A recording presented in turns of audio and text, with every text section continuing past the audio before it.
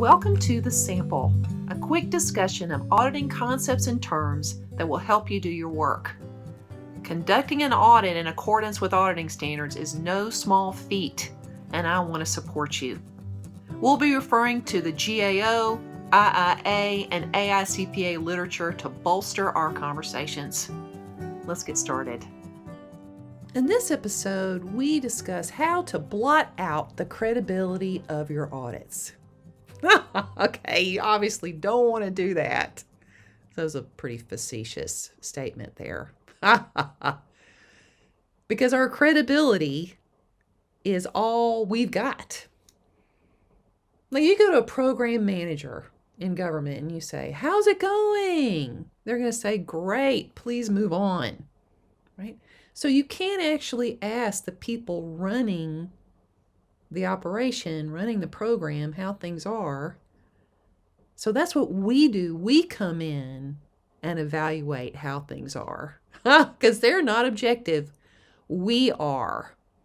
And we must always maintain our credibility so people will believe our results.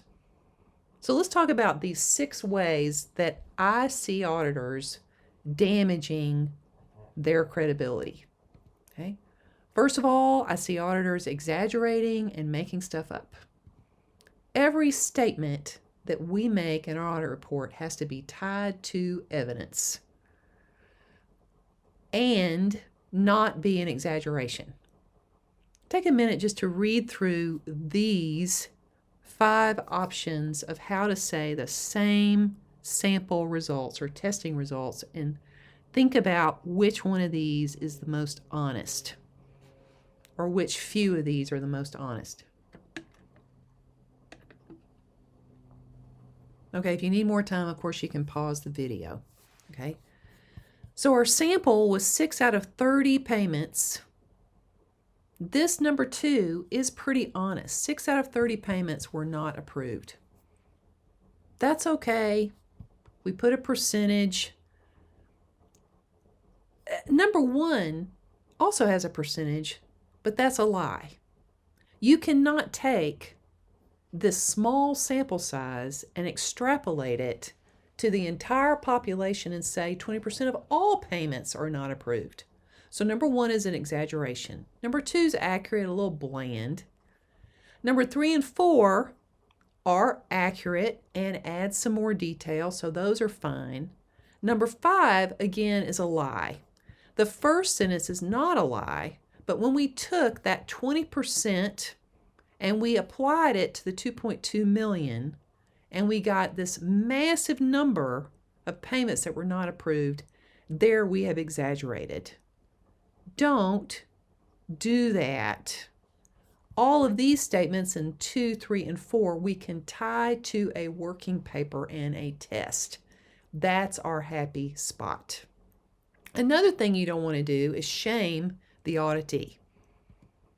That sentence right there is mean because it uses the word weak and it's vague. And usually mean words are attached to vague words. And this is going to make the client unhappy, and they're not going to know why they're unhappy, maybe. And it's because you've called them weak. You've called their work weak, and this just says nothing. Internal controls over cash, what are you talking about?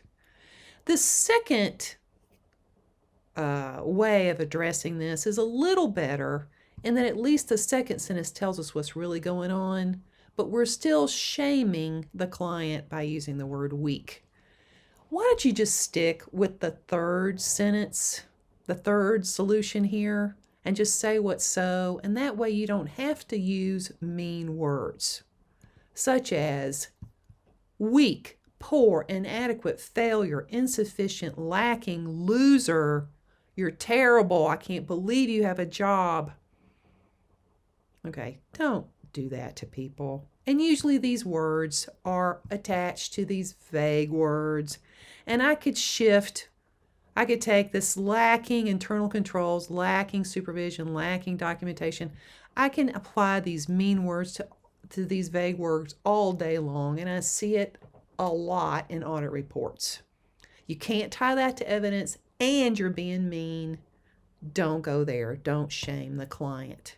Another thing we do that messes with our credibility is making the baby. So independence is a extremely important quality of an auditor. If we aren't viewed as independent and impartial, then we're not worth paying at all.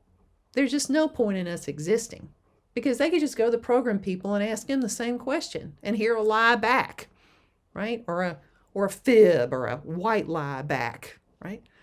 So we've got to make sure that we stay clear of the subject matter and we don't get involved in managing the subject matter in some way or creating the subject matter. Okay? On the left-hand side is a diagram of a true blue audit. It's not perfect, but you got the auditor evaluating the auditee and reporting back to a governing body. On the right-hand side, you've got the auditor, which we're now going to change to the word consultant, working with the client. Okay, here's where I'm going to get crude. On the right-hand side, we're making a baby. And on the left-hand side, we're being asked to tell whether the baby is ugly or not. If we are actually making the baby, we have lost our objectivity and cannot say whether the baby is ugly or not, because now we're in love with the baby. Try not to make babies. All right. People won't believe us. They'll go, but you made that baby. All right. Another thing we do is soften results due to politics or fear of being too direct. Lots of reasons I see auditors making very vague recommendations. And that will have long-term negative consequences on you, the auditor, because it'll be hard to follow up on your own recommendations and things won't get changed. The more specific you can be, the better. And as we travel down this list, I'm getting more and more specific with this recommendation. The first one here, number 1, we recommend you implement additional controls. That says nothing. We don't know who's going to do it on their end, and we don't know what control we're talking about. With number 2, we're doing a little better in that we name management, but that's not really that much better because there's probably 100 managers at an organization. And then we actually throw in this really soft word here, consider. All right, so to follow up on this, we'd come back and we'd say, did you consider implementing additional controls? And they're like, no, we didn't feel like it. And then we have to keep having that conversation with them this year to get them to fix. This is impossible to audit. Number 3, very vague. This is getting a little bit better because we're actually saying what control we want in place, cash reconciliations. This one's even better. We're naming someone not just vague management, but a clerk. And down here, we've named 2 people, and we're saying exactly what we want to get done. Okay? Write your recommendations so that you can follow up on them and that everybody's clear on who's doing it and what you and the auditee agreed should be done about the situation. All right. Another thing that can ruin your credibility is auditing something stupid. All right, audit failure is consuming time reporting on something silly that no one cares about. And one of my first assignments was ridiculously stupid. I traveled around the state of Texas looking at state-issued furniture. What? And I was looking at inventory tags to make sure that the records that they kept on where the desk was accurate. And I was in one small entity, a court in El Paso, and a woman who was small and a guy who was kind of tall switched desks with each other. And that meant that the records were not accurate and I had to write a finding. And I sat in front of a judge who'd been on the bench for 30-something years and told him I was going to report him to the legislature for swapping desks because his records were not accurate. And I was mortified, and he was disgusted. This is a credibility killer. He's like, really? You traveled all the way out here to tell me that? Come on, right? Instead, I should have been looking at whether the children are being educated, the elderly are being cared for, our bridges are safe. These are important things, that those same resources I used to check the desk could have been used to ask these more important questions. Work on important stuff, not petty stuff, please. Failing your peer review. Peer reviews are the way that our profession makes sure that we are following standards. These are quotes out of the Yellowbook again. It says, we must establish and maintain a system of quality control that is designed to provide the audit organization with assurance that we're complying with professional standards. And every 3 years, someone from outside of our organization comes in and checks. This is under Yellowbook standards. IA is 5 years. Every 3 years, come in and check that we are following standards. Okay? And the peer reviewer is not going to pull any punches, I'm afraid. You know how I was talking about being shamed earlier? They are going to shame you because they're either going to say you pass the peer review, you pass with deficiencies, which is not a nice word at all, or they're going to fail you. Okay? This will not look good to your auditee. They'll go like, oh, you're expecting us to have our act together, but you don't have your act together. You're not credible, right?